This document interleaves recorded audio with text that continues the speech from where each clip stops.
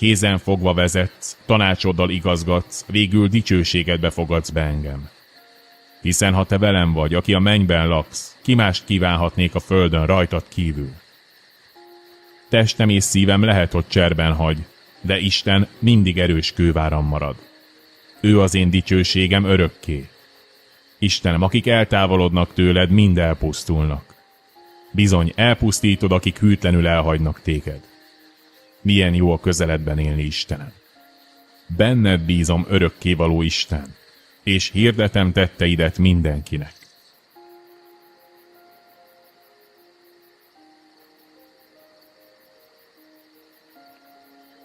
A példabeszédek 12:10 következik.